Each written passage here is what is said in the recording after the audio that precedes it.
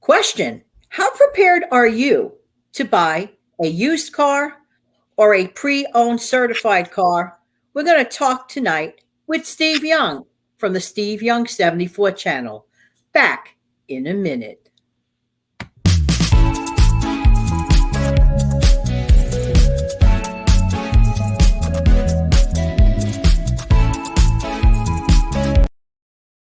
Hi, this is Jan from New York City, and my channel name is Jan from New York City Saves Money. I have Steve with me. I'm going to bring him on. It's been a little while. Hey, Steve, how are you? Oh, I'm good. How have you been? Wonderful. Good to see you. And I see something very interesting behind you there. What kind of car is that? That is, since the subject is about cars, I figure I'd go and pick out. That behind me is a 1974 Cadillac Fleetwood Brougham, or not a Brougham, excuse me. It's a Fleetwood Talisman. It's extremely rare. In 74, I think they only built like 1,800 of them. Wow. Very beautiful car. Back in a little quick story. Back Sure. in back in September of '92, my dad and I went over to the Cadillac dealership that's been around in Jacksonville for eons, Claude Nolan, and they happened to have one of these for sale that was owned by a funeral home. At that time, it was only an 18-year-old car. You opened the door, it was as if you were looking at a '92 Cadillac. The new car smell was there. I mean, it looked as though you were buying a new car, even though it was a time capsule. I found out that they sold the car for $3,000 less than what they were asking. It broke my heart because I would have loved to have had it. I mean, for those of you out there who have ever owned or rode in a Cadillac of this generation, they're unmatched. They of course, everybody or all the manufacturers now are doing everything in an imitating computerized engineering kind of way to try to make the newer vehicles ride like this. But this was naturally built that way. This was a full framed car, very heavy, gas hog, is made to be driven out on the road. I wouldn't want to drive it around town. The gas mileage is atrocious, but they're nice cars. I mean, so this is what cars looked like the year you were born, which was 1974. In a Cadillac, yes. Right. Yeah. I mean, I've seen them. I was like a teenager. That's beautiful, Steve. You're bringing back memories. Wow. Yeah. You know what I recall, Steve, that the seats were very spacious. They were. Yeah, you could comfortably sit about 6 people in that car, and you didn't feel squinched. I know, not unlike certain cars of right now. But Steve, we're going to talk about pre-owned cars, used cars, like what we should consider doing. What exactly is the difference between a pre-owned car versus a quote, end of quote, used car? Well, that's pretty easy, actually.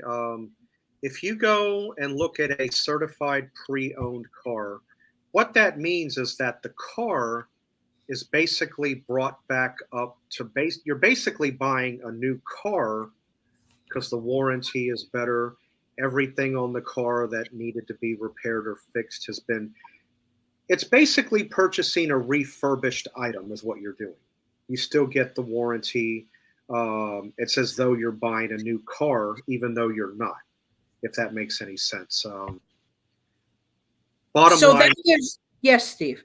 Bottom line, refurbished. I can't really say any more. No, that's a very, very excellent way of putting it. So that kind of gives more of a confidence in a way to the would-be purchaser. Right. And then to answer your other question about a used car, the used car, it is exactly as you see it because you're only given so much warranty, 36,000, 48,000, whatever. And when that runs out, that's it. Then you have no warranty. It also has to do with this on the certified pre-owned.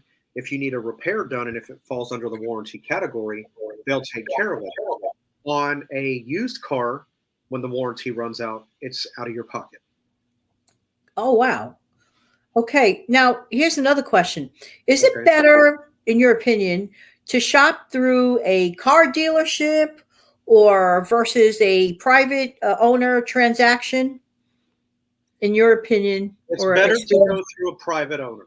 I have, and I've been driving the same exact car for 15 years. I have a 2005 Toyota Camry that I've been driving for the last 15 years. It was purchased off of a private owner. It only had 16,950 miles on it when I got it. It's only got 182 on it at the moment. Best car I ever owned, just through a private owner. If you can try to locate a one owner vehicle through a private owner, you will be much better off going that route, even if you decide you want to finance it. Why? If you go to the dealership, you're going to pay sales tax on that car. You're going to pay a dealer fee, which can be anywhere between $599 to $799, in addition to the sales tax. So if you go and buy a $20,000 car, for example, you're going to pay about another $2,300, $2,400 in costs, in addition to the price of the car, and the title is still not in your name yet because I did not calculate title fees. True. If you go to a private owner, you can get it for the price that they're asking. You might be able to negotiate a little bit depending on what they owe, and you just pay that price. And you can still do financing with your financial institution. You just won't have to pay that extra money, which I think is a waste. But that's me. That's really excellent. And I do know from personal experiences, from yourself and other people that in your cases, you've been pretty much satisfied.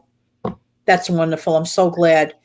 So, okay, there's a company that maybe some people are familiar with the name. They see it on advertising. And by the way, before I mention this company's name, this is not a sponsored ad. For Carfax, Carfax. Steve, you're really good at describing stuff. What exactly is Carfax and how do you feel about it? Carfax gives you a complete rundown of that car from the beginning to the end. It tells you everything from the day that it was delivered at the dealership, any maintenance that's been done on it, the mileage that it had on the car at the time that it was done. It may even explain what was done. It'll also tell you roughly what mileage your car should have for the year according to them. My car, they think it has 213,000 or whatever it is mileage. Mine's only got 182. They're wrong in that respect. If the car has ever been in an accident, it will tell you. That gives you the full history diagnosis of everything that has happened to that car from the day that it was built. I love that it gives the car accident history, because this is where I'm wondering, like, do a private transaction. Would it be possible for that person saying, oh, I never had an accident with this car? But using the Carfax, even if you're doing private transaction, then you can look up the VIN number. But I don't think a Carfax going that route. I don't think a Carfax is free. You may have to pay a 10. Paying for it, yeah.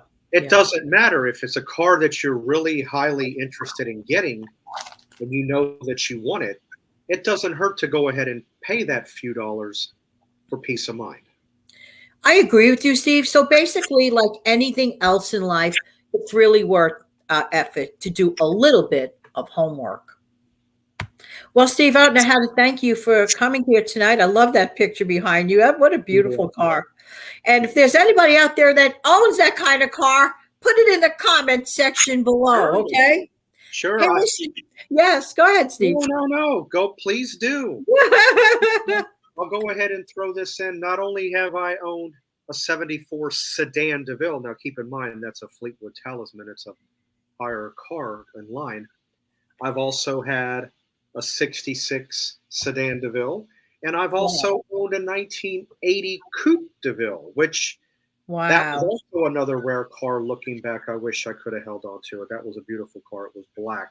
But any of you older Cadillac vehicle lovers, if you have any any YouTubers, again, not a sponsored ad on my part, any YouTubers that love Cadillacs, may have owned any, have some pictures or what. Yeah, please. I'd love to share. And speaking of sharing, in case you're brand new and never saw Steve before, Steve has his own channel, the Steve Young74 channel. He does Recipe Tuesdays. He has a show that comes out on Thursdays and sometimes on Saturday afternoons. Just check your, uploads, listings, and just click the notification bell so that way you're always notified when Steve does come on. Steve, thank you again. I'm going to close the show with the outro, and then we could give a wave. Be right back.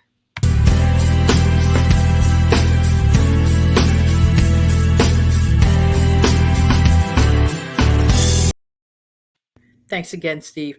Everyone have an amazing, fantastic night. Bye-bye. Bye.